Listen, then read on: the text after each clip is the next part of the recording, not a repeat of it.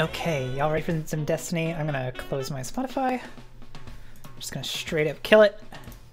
We don't need you anymore. You served your purpose. I'm gonna hop on in. Let me get my volume down to an acceptable level, because I think Destiny tends to get a little loud.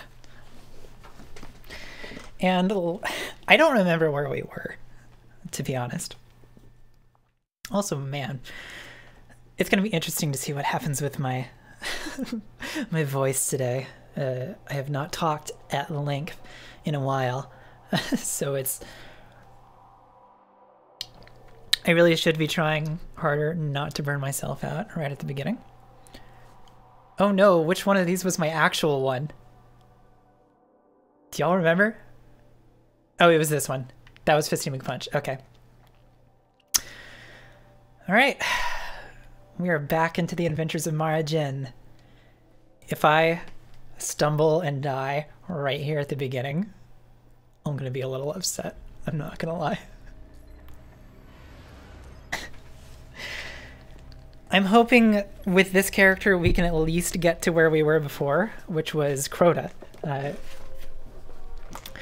For those new to my stream, so what this is this is what I call the Godslayer challenge. It's a permadeath challenge of Destiny 1 and 2, including raids. So the way that this works is I can die, it's okay, if I'm not in a darkness zone.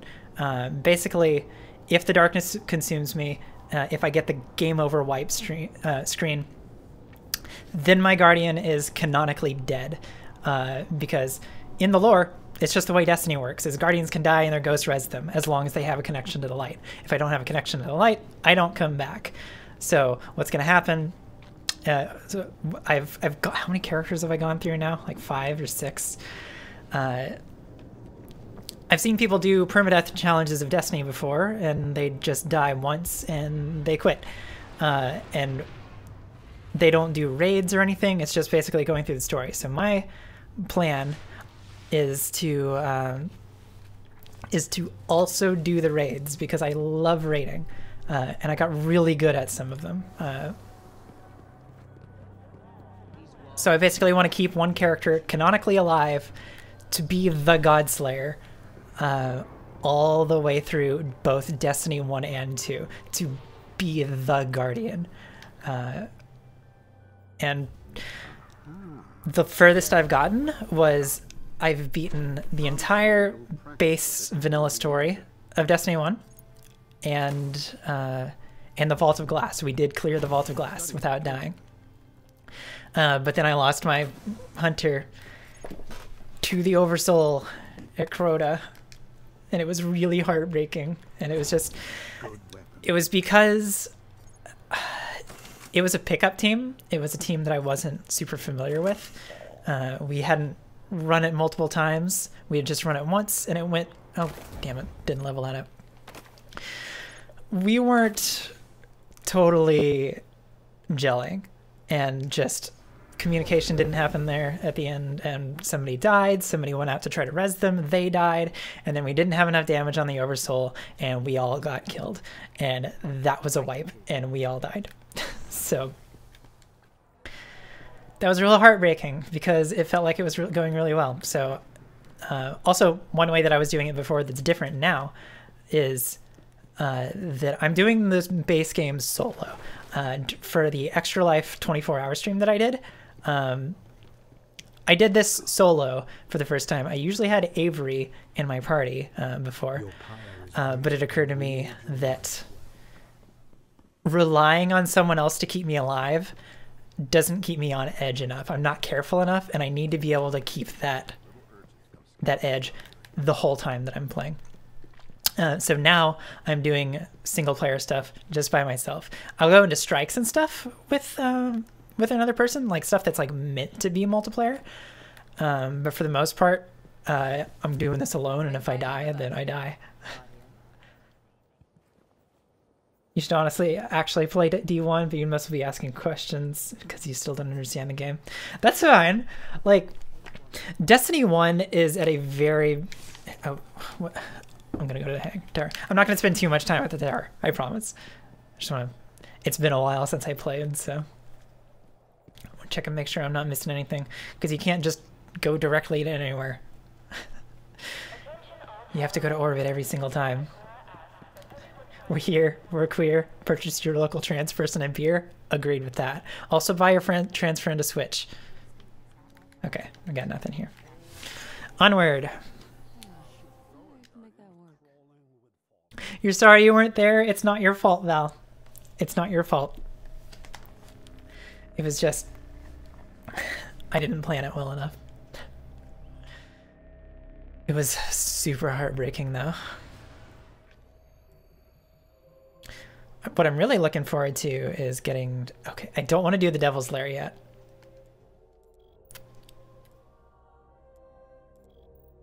Let's do Fist of Crota. Level 13. Fist of Crota. This is the one where you can't double jump and he sucks your power away, right? We went to the moon seeking vengeance. I wish Destiny 1 was on PC. First. Crota, the son of Oryx. We'd never faced anything like him. In the end, only I was left. Marlude. Crota and his armies destroyed our moon. Marlude for Eris. Earth will suffer the same. Oh, by the way, I see that bar going up.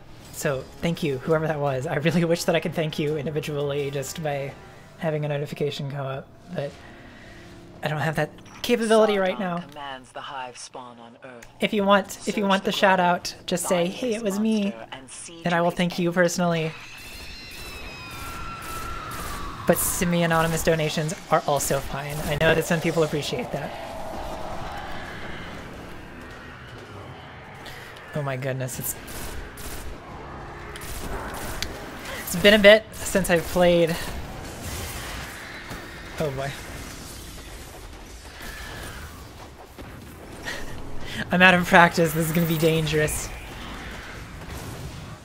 In fact, oh boy. I kind of really don't want to have to do this level as a, oh boy. Okay, so if I die right now, I'm safe because it's not an Arcanist. I don't want to do this with a pulse rifle. Especially this one. This one feels bad. Oh, let me get some skin. I haven't taken skin in so long. Ah, give me your skin.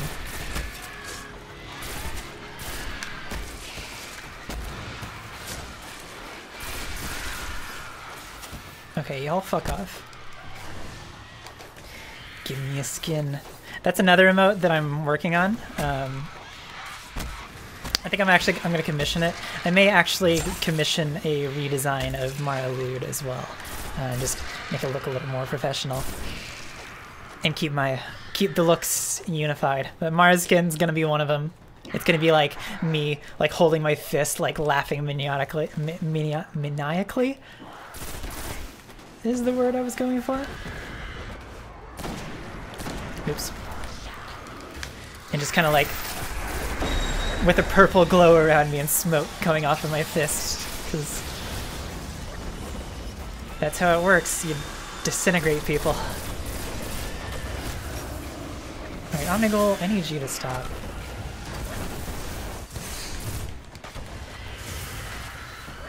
I may need to figure something out with my audio setup here, because I'm actually getting... I don't think it'll be going through stream like this, but I have like a split-second delay, which hasn't been awful. It hasn't been throwing me off too much, but it is a tiny bit disorienting.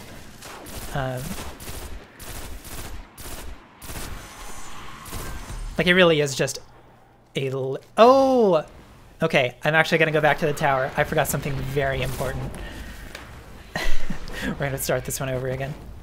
I forgot to pick up my bounties, and those are extremely important for getting XP. Already flipping on the English. It's okay. English is a bastard language anyway, so just don't respect it.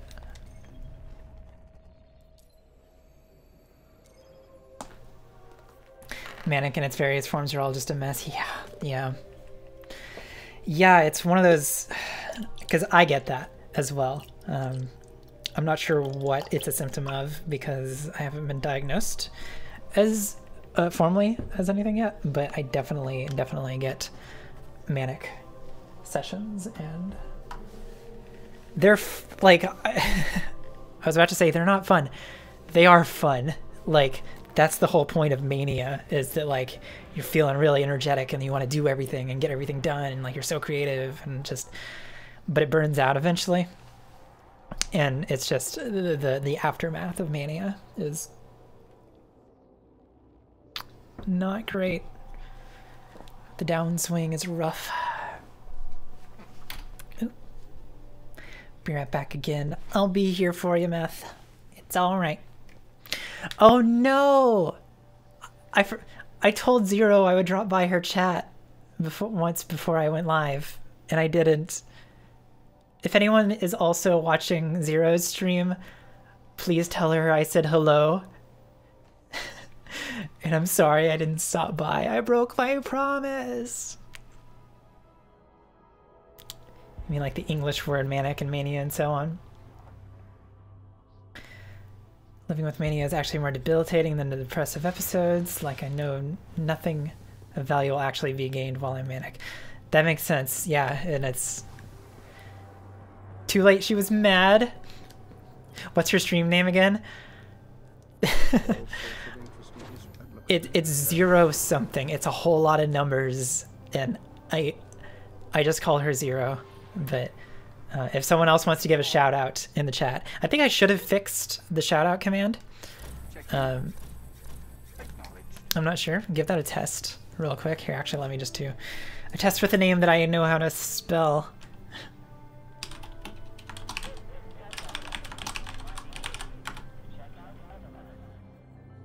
Yeah, okay, there we go.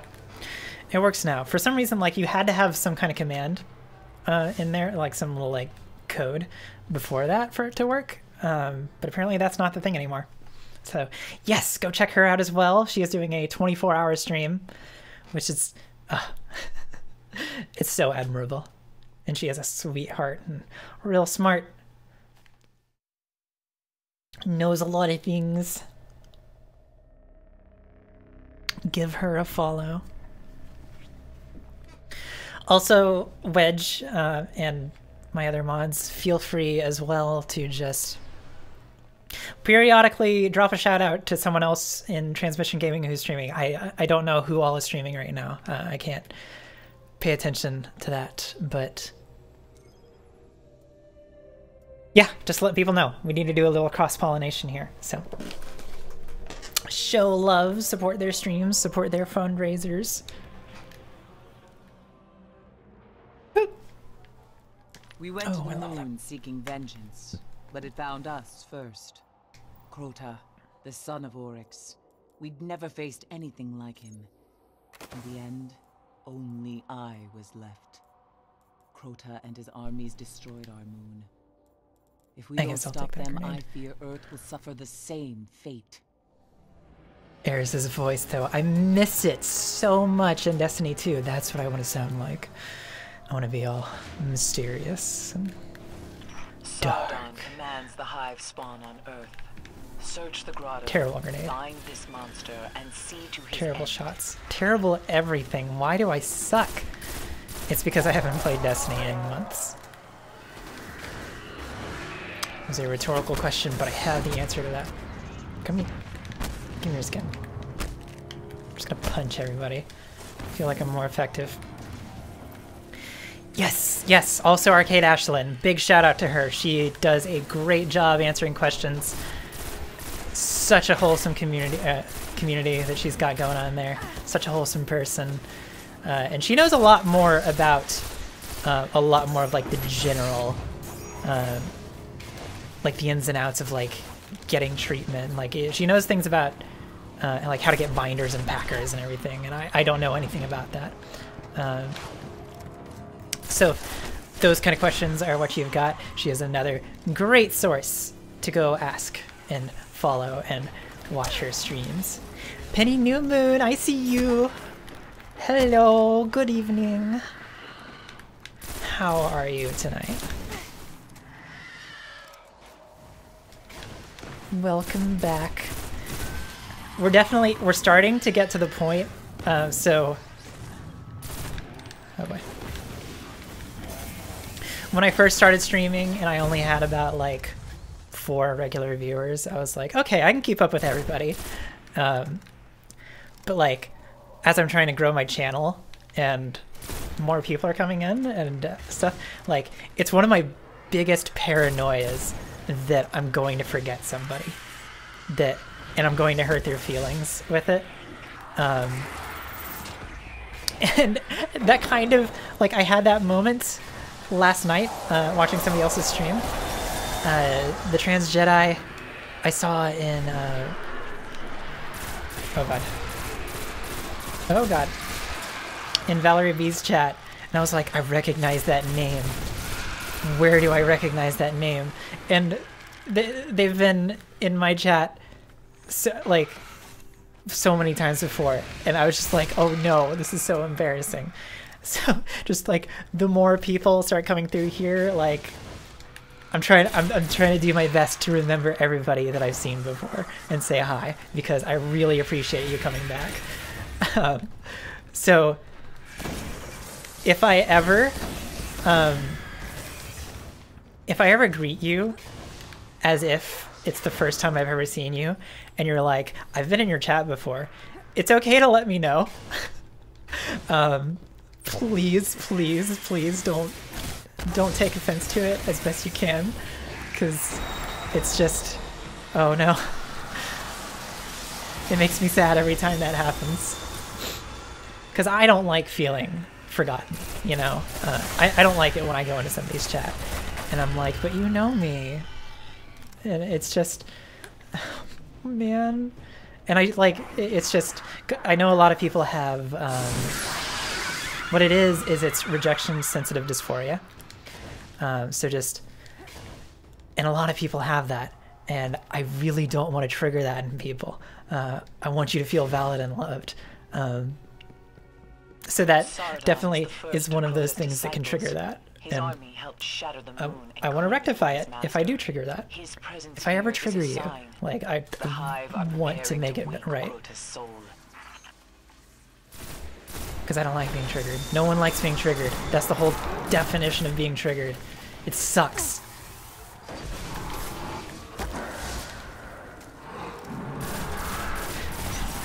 I really, like, okay, here, I'm just gonna, nope. Damn it. I'm trying to save all my ammo. All I wanna do is see you turn into a giant streamer. Yeah, I'm not gonna lie. Like, the more that I do this, the more I'm just like, yeah, this is something that I feel like it's really fulfilling. When I first started doing this, like, I was nervous about the possibility of becoming kind of narcissistic with it, you know, like doing it because I want attention and whatnot. That's like, I don't, that's not my thing. Like, historically, attention has freaked me out. Like, I've wanted to just stay in the background, don't be noticed. So like, I've always been afraid of like, what if that's my motivation for this? What if I'm an awful person for it? And more I've been like, really, like, through therapy and whatnot, trying to examine that and understanding, like, no, what I want to do here is provide something for people, something wholesome, something that people can come back to and enjoy their time on Earth, like, and not doing something that's okay. Oh, okay. I have my super, so it should be. Oh man, a Fist of Havoc would kill this guy outright. I'm gonna continue that thought after I do this fight, because this fight stresses me the hell out.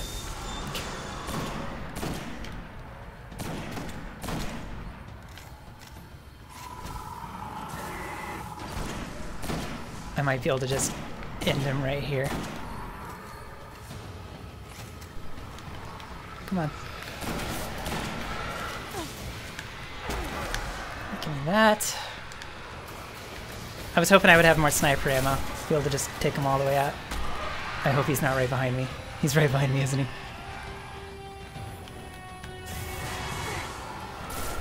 Okay, just die. Just die. Alright, that's safe. That's it. Good. Okay.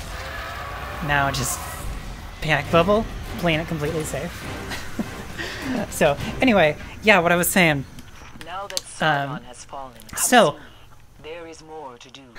I don't want to talk at the same time as Iris. Will not cease until Earth is ready Stop for talking. their master's return. Stop talking over me. So the flip side of that, now that I'm understanding that my motivations behind it are okay, like I should be trying to do this, now I'm starting to wonder, like, to have to like grapple with those fears of like, what if I can't handle attention? What if like being too big, like even in like the like just I just passed 360 followers, which is just like more people than have ever paid attention to me before in my life, and I'm just like, it's kind of weird.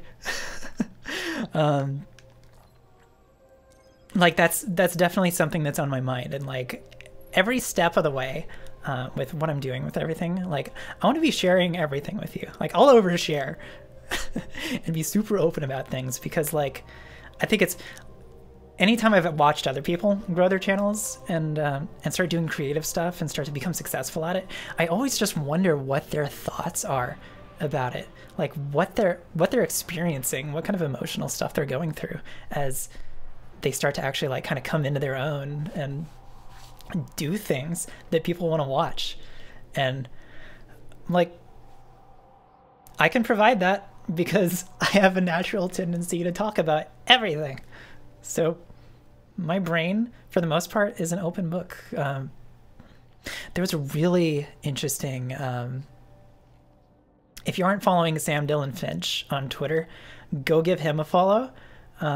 He is a trans man who talks a lot about mental illness and stuff, and he's amazing. Like everything that he tweets, I'm just like, this has helped me like understand things a lot. And he's talked about that.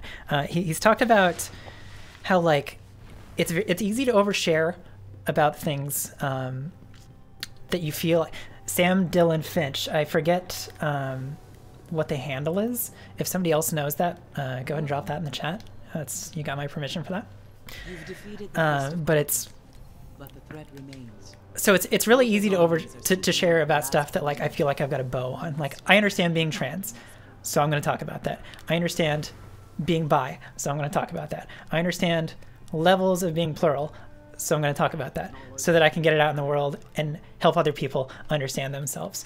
But there's a lot about like what he talked about last night. I think it was last night in a little tweet thread, was that like opening up about your emotions and what you're feeling at any given moment does not come out the same way.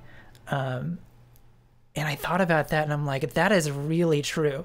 I can be like super vulnerable about my experiences, but a lot of times I'm just the actual very core emotions of things are very hard for me to talk about. So like talking about like, hey, this is triggering me right now, that kind of thing, I still have a tendency to just be like, no, just kind of just retreat and kind of whatever. It'll like, I'm being unreasonable, I'll get over it.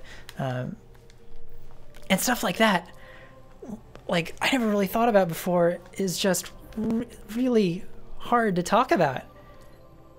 And when I saw that thread last night, I was like, my God, that's like, it just added another thing to the list. Oh no, I'm getting crackles, aren't I? That sounded like a CPU thing, not a regular thing.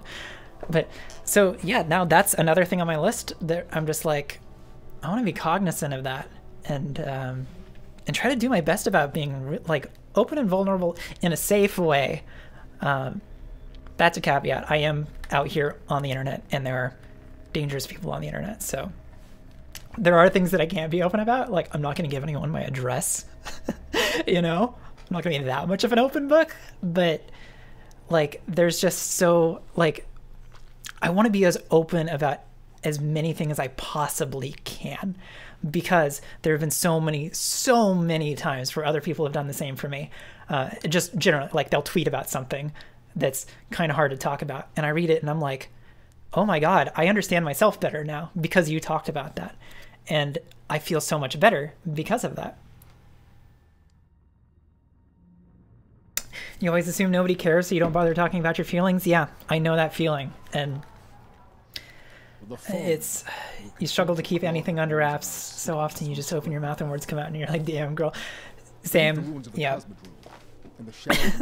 Yeah. It's easy to overshare. Hi there, OK Hums. Welcome. Welcome to my chat. Anyone who's not come through here yet hasn't heard my spiel. I am doing a fundraiser today. You can see this donation bar above my head. Just $100 for now, but we're gonna bump that up if we hit it. Oh boy.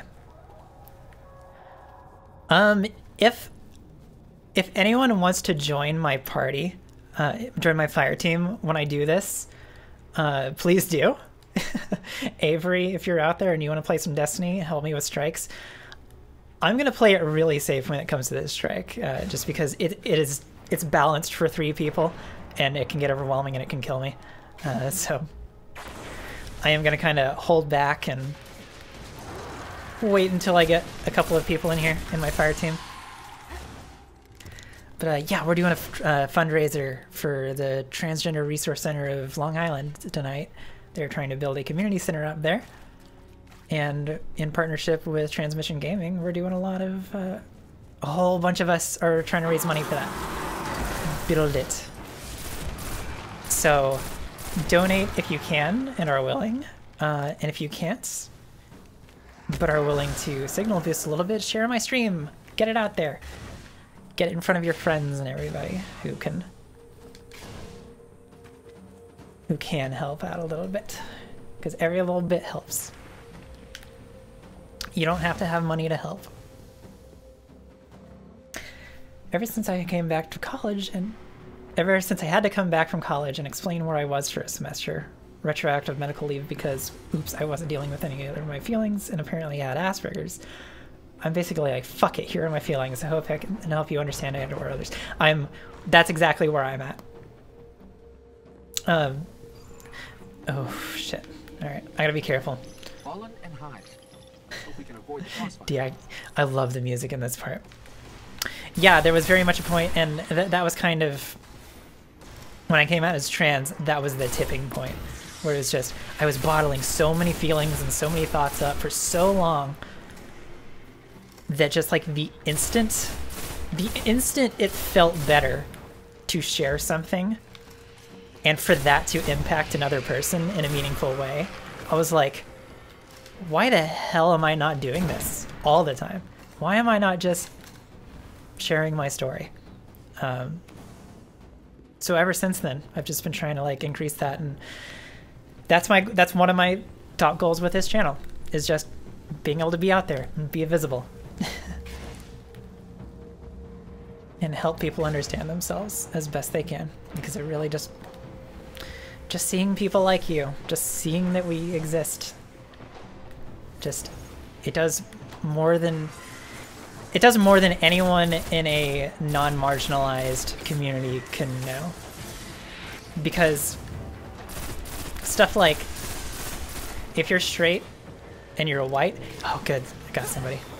Nice. You're constantly bombarded with it within the media, like in movies and games and just everything, with people like you, like, and you're just like, okay, yeah, we exist all the time. You're always validated. But when you're not that, when you don't see it, like all the Disney movies that I watched growing up, every single one, all the love stories were about a boy and a girl. And I like growing up thinking, well, okay, everyone tells me I'm a boy. It was all about like, that was just, great. way out of here. people don't realize that that is teaching people that's what's normal. So that's what you think of yourself as the default of just like, oh, I'm the normal, I'm straight by default, and that's not the case. That's not how anything works. So if any Disney movie had shown me someone who thought that they were a boy, found out that they were actually a girl, and then fell in love with a girl, I would have had a moment as a child where I was like, wait, you can do that? Because I feel like that. And it would have helped me so much. But there's nothing. There have been improvements. When I watched Sense8 for the first time, that was my first time ever seeing a trans person in media. I hadn't watched Orange is the New Black, so I hadn't seen Laverne Cox in that.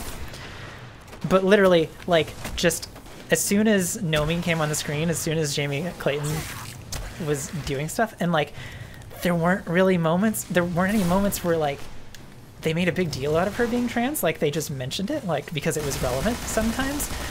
I cried so much watching Sense8, just seeing,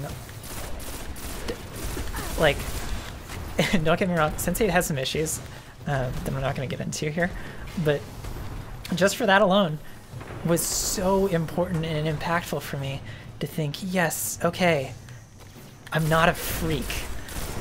And like, Jamie Clayton is so pretty. I have such a crush on her. And I'm just being like, I can be pretty.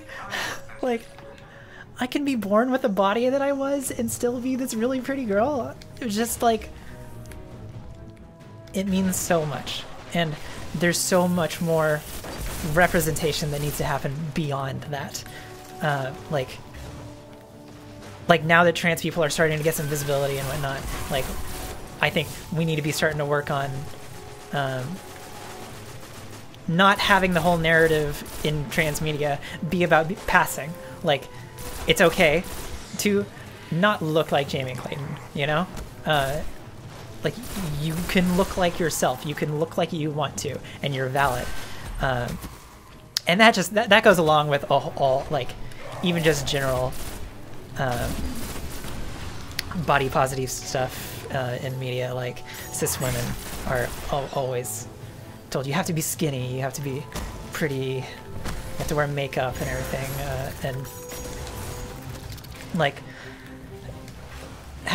combating that extends everywhere.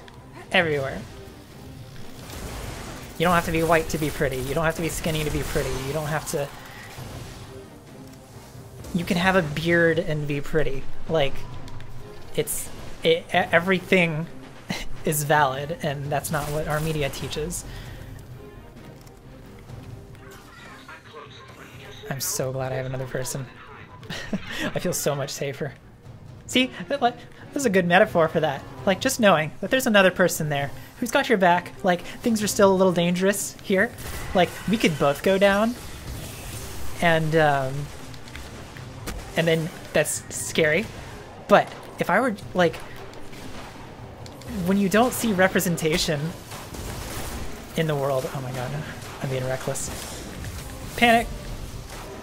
When you don't see representation, it's like running a strike solo. And it's terrifying, and it's just constantly stressful. Oh boy. Right, give me your skin. But just the fact that I have this one other person here, who I know is in the same position as me, my heart rate has lowered just a little bit.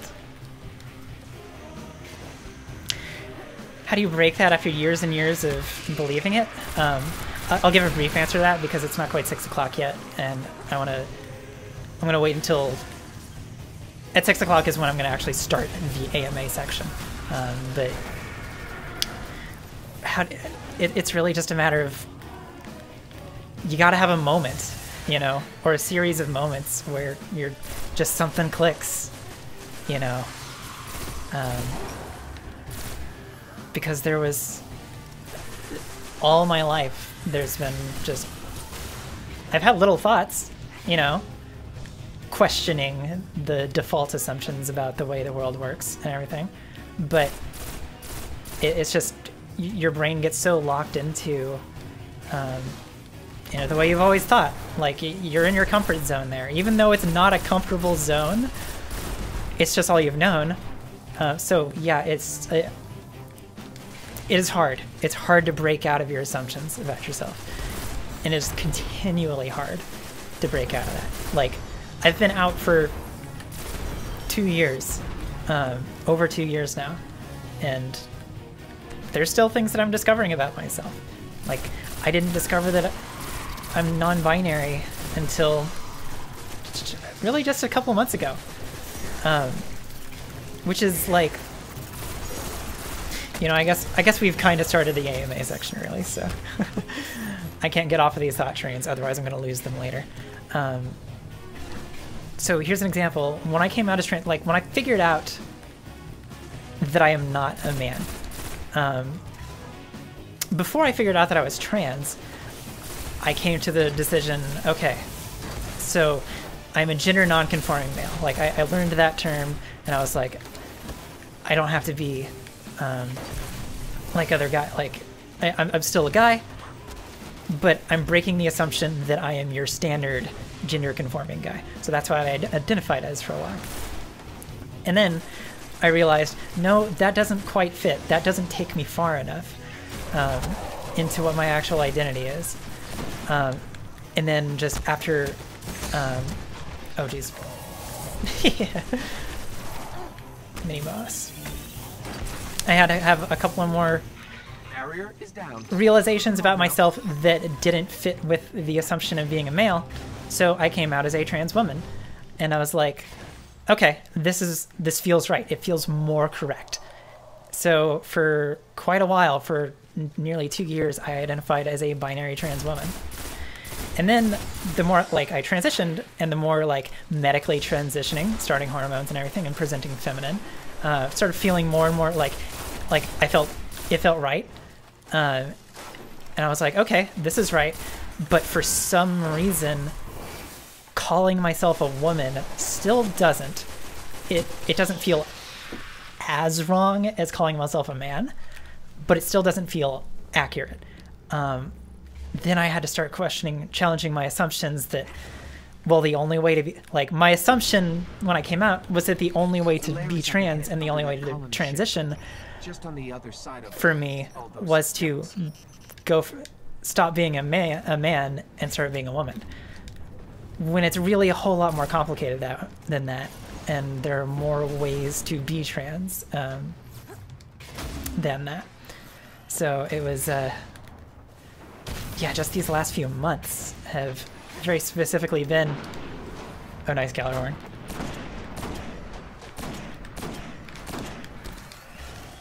Me coming to terms and learning new things about what it means to be non-binary, and realizing, oh shit, this fits better. Like, I don't have to stop looking, heavy air quotes here, looking like a woman to be non-binary. Because gender presentation isn't the same as gender identity. It's just how I look. It's just how my body feels best. So yeah, and recently I've learned that I'm like gender void fits me. So that was an interesting one for a while. So the reason I didn't feel like a woman was because I was getting that same feeling as a man, where I'm just like, I don't feel this connection to womanhood in the kind of the same way that I didn't have a connection to manhood. And I had heard the term agender before, and I was like, that sounds close. It sounds like I kind of just don't have a concept of what gender is, an internal concept. Like, I can recognize it in other people, but I don't have it. It's not, I don't recognize it in me. But for some reason, agender, just saying I don't have gender, didn't feel quite right. And then I found the term gender void, which I'm not going to stay in the same place as this person. We're going to blow up. Which gender void basically means it basically, for many intents and purposes, means the same thing as agender, but it for some reason just what have you done? Oh, why did you go down there? All right, I'm just gonna airdrop.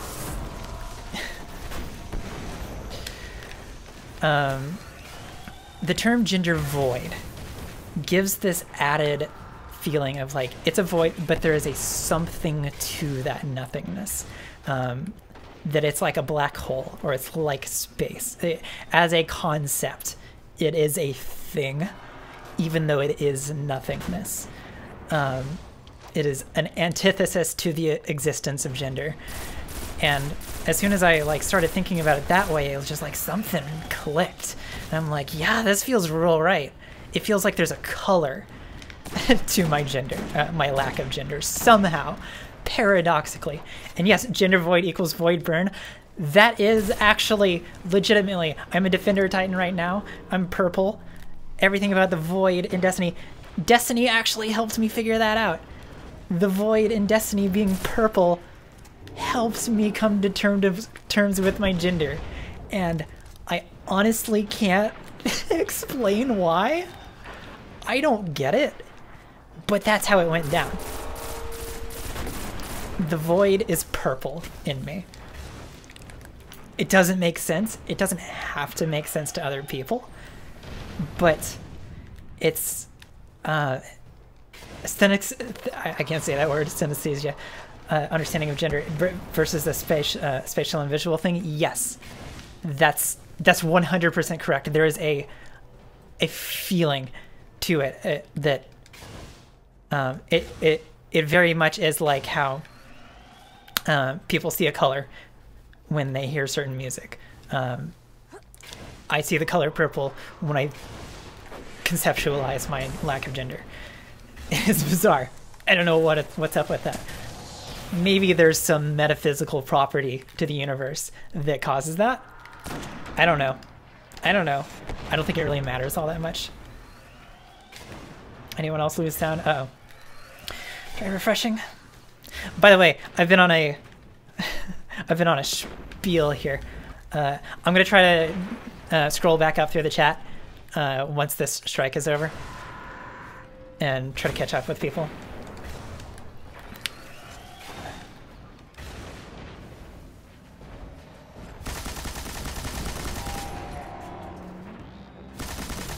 So, sorry, I'm not intentionally ignoring the chat right now. I do want to bring the chat interaction back. It's just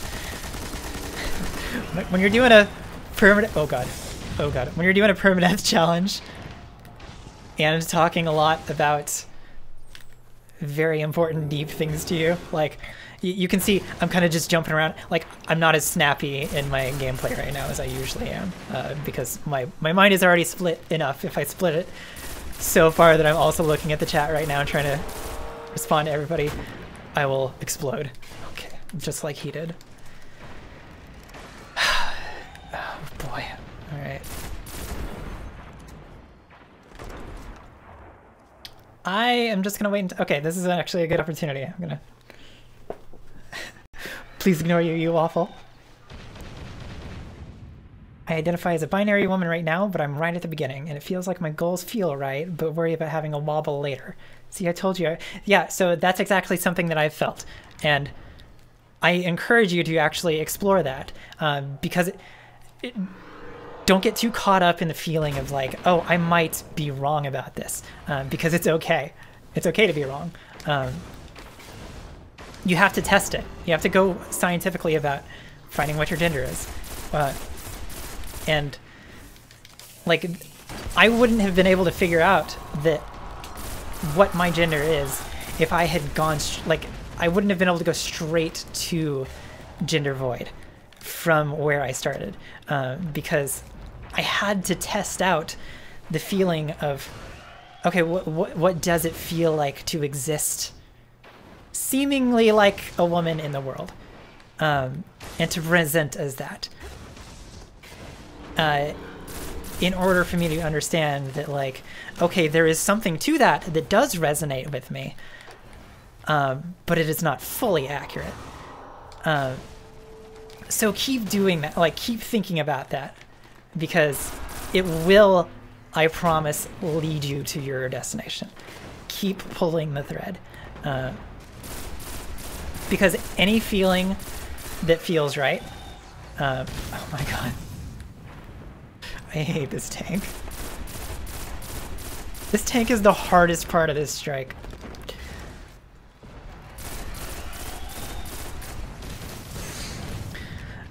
Because think of it this way. So if you're identifying as a trans woman right now, but you're not actually one, the fact that there are some things about being a trans woman that do feel right, if it does feel partially right, then it means you're zeroing in on something close to that that is correct.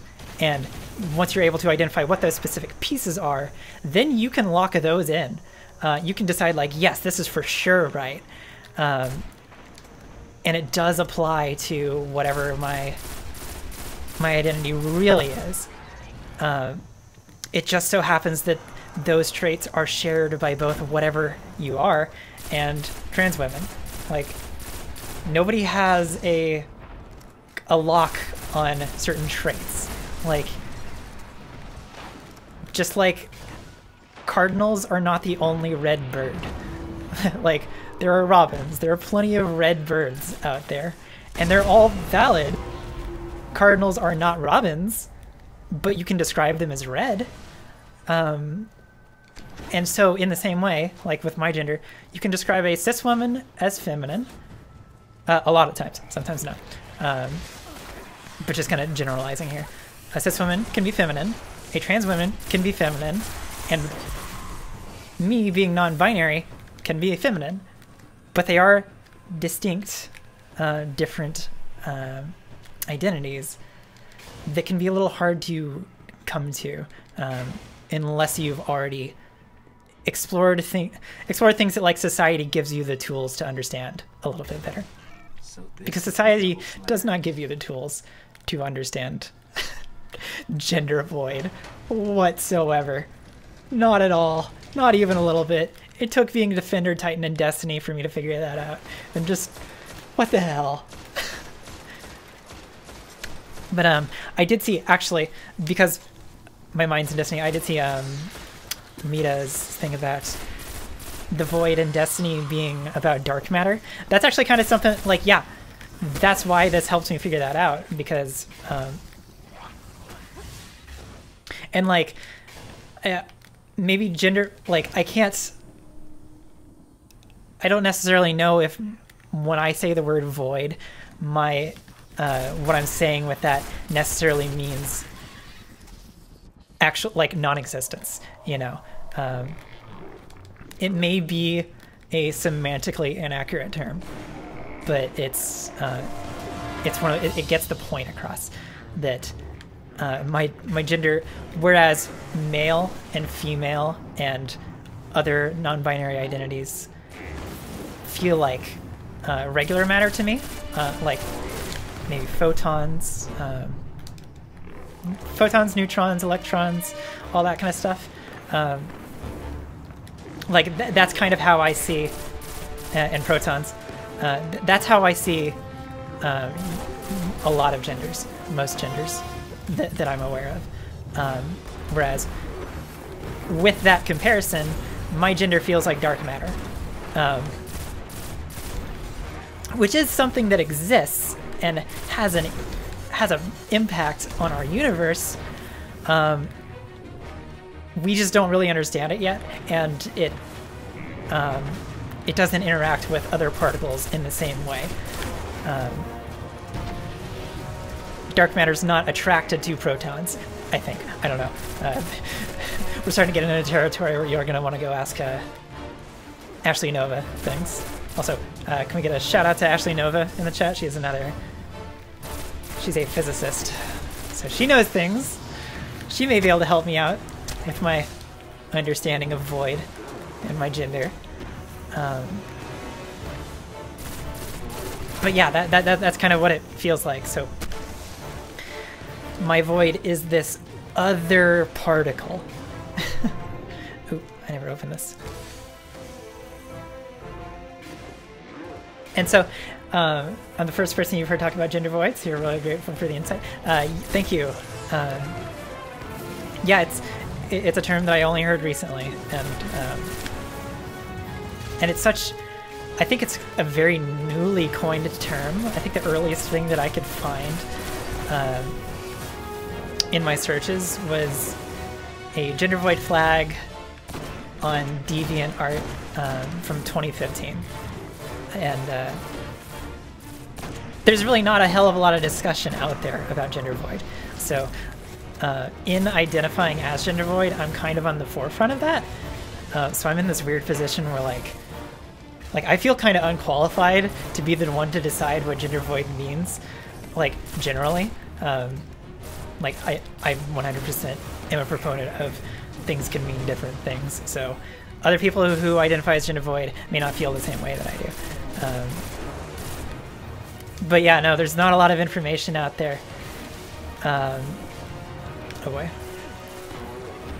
And even to the point where like the flag that I found, I was like, I don't feel like this represents anything.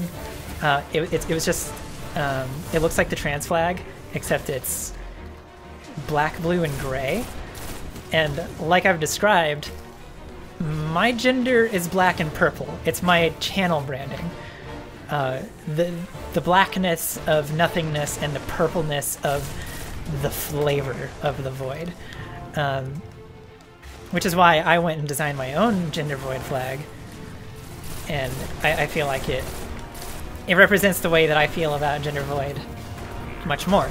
And the two colors of it actually specifically mean something. Whereas the explanation on the DeviantArt page that I saw basically just said, like I went looking for like, what does the blue mean? What does the gray mean? And what does the black mean? Like I figured the black means nothingness, but what do the other two colors mean? And the only explanation that came along with it was the colors mean the void. And I was like, that doesn't, because the trans flag is pink means female, blue means male, and white means non-binary. Like it's representing something with that colors. Like it's, and then the rainbow flag of the general pride flag is just the diversity of different identities. The bi flag, also similarly to the trans flag, blue, purple, and pink is male, female, and non-binary. The non-binary flag, which I've got on my wall over here, is I don't remember exactly what they are, but it's yellow, I want to say, is gender queer, white is agender, purple is identities in between the binary, so like a mix of male and female, and black, I don't remember what black was. It was something different, or I think black was falling outside of the binary, so not in between, but on the spectrum. So once again, in that flag, all the colors mean something. So that was why I designed a gender void flag, was because I wanted that to be the case for that. So basically the way I thought of it, so it's 3 stripes. It looks like the bi flag. Or no, it looks like the pan flag. It's just they're all equal. And it's a purple stripe in the middle with 2 black stripes on the outside. And the way that I see that is the black is the nothingness. It is the void of gender. Oh boy. Alright. Do not kill me. Whereas the purple is the flavor. It's the distinction from a gender that gives gender void a flavor. The dark matter, the matter to within the nothingness, that is within it. The reason that it's the center stripe is because it's within the nothingness. So I put a lot of thought into what I designed, and I picked a really, really dark purple so that it's almost black, but it still has this hint of flavor, you know? Zero! Hey! Is your stream over? Are you done? Or are you just stopping by? How is it going?